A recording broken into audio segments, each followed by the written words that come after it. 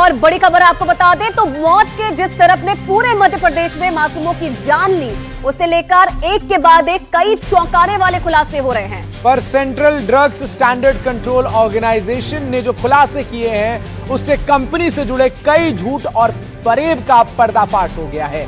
किस तरह जान से खिलवाड़ हुआ, कितनी लापरवाही बरती जा रही है, ये सब कुछ अब सामने आ गया है। देखिए हमारी ये रिपोर्ट।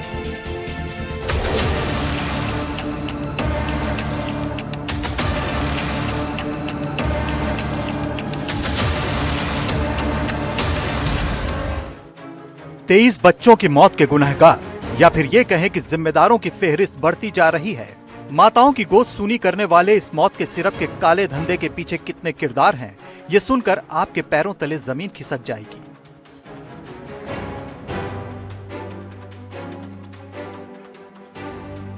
जहरीले कफ सिरप की जांच जब से शुरू हुई है, तब से एक एक करके कई हैरान कर देने वाले खुलासे सामने आए हैं। पर जो रिपोर्ट CDSCO ने बनाई है, उसने कई सवाल खड़े कर दिए हैं, क्योंकि एक खौफनाक लापरवाही तमिलनाडु के औषधि नियंत्रण विभाग की भी उजागर हुई है।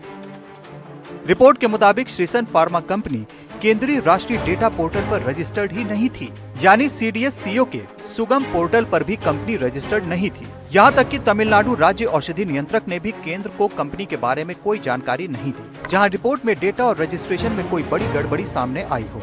CDSCO ने आरोप लगाया कि शुरुआत में तमिलनाडु सरकार ने केंद्रीय टीम के साथ सहयोग भी नहीं किया। श्रीसन फार्मा का कभी किसी एजेंसी ने ऑडिट ही नहीं किया। राज्य ड्रग कंट्रोलर ऑर्गेनाइजेशन ने केंद्रीय सिफारिश के बावजूद कोई कार्रवाई नहीं की और कंपनी दशकों से चलती रही। कंपनी WHO GMP प्रमाणन के बिना ही चल रही थी। यानी श्रीसन फार्मा कंपनी जो देश भर में अपनी दवाई बेच रही थी, वो केंद्र सरकार की नजर में थी ही नहीं। वो बचती बचाती मौत का सामान बेचती रही और राज्य सरकार भी सोती रही। जबकि केंद्र ने सभी राज्यों को अक्टूबर 2023 में ही कंपनियों की जानकारी देने का आदेश दिया था। कई दौर की मीटिंग्स में ये बात दोहराई भी गई, पर श्रीसन फार्मा ने रजिस्ट्रेशन नहीं कराया, जबकि इसकी सीधे जिम्मेदारी सीधे तौर पर राज्य सरकार की थी। पर अभी इससे जुड़े कुछ और खुलासे हैं जिन्हें सुनकर आप दंग रह जाएंगे। श्रीसन फार्मा को 2011 में लाइसेंस दिया गया था। 2016 में लाइसेंस रिन्यू भी हुआ, जबकि फैक्ट्री की हालत बेहद खराब थी।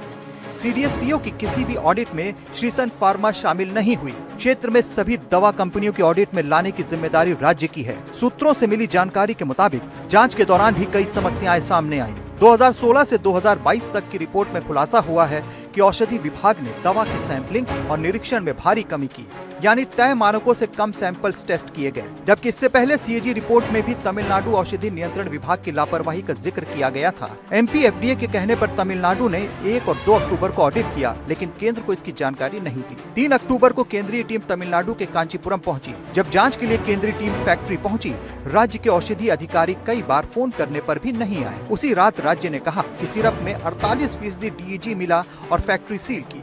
इससे भ्रम की स्थिति बनी। 4 अक्टूबर को CDSCO ने लाइसेंस रद्द करने और कानूनी कार्रवाई की मांग की। 8 अक्टूबर को MP पुलिस ने कंपनी के मालिक को गिरफ्तार किया, पर तमिलनाडु ने अब तक कोई कदम नहीं उठाया है।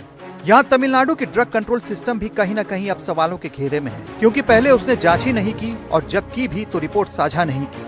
और जब बच्चों की मौत का आंकड़ा बढ़ा तो अचानक से उसने DEG की बात करके सबको हैरान कर दिया। ऐसे में सवाल तमिलनाडु की औषधि नियंत्रण प्रणाली पर उठने लाजमी है, क्योंकि उसने ना तो कंपनी पर सही समय पर कार्रवाई की और ना ही सही निगरानी रखी, जिससे जहरीला सिरप बाजार में पहुंचा और बच्चों की जान चली गई। जब हालात बिगड़ते गए तो अब शहर शहर जहरीले सिरप को ढूंढा जा रहा है, उसे नष्ट किया जा रहा है। शनिवार को दिल्ली में भी कोल्ड ड्रिंक सिरप पर बैन लगा दिया गया, पर अब देर बहुत हो चुकी है।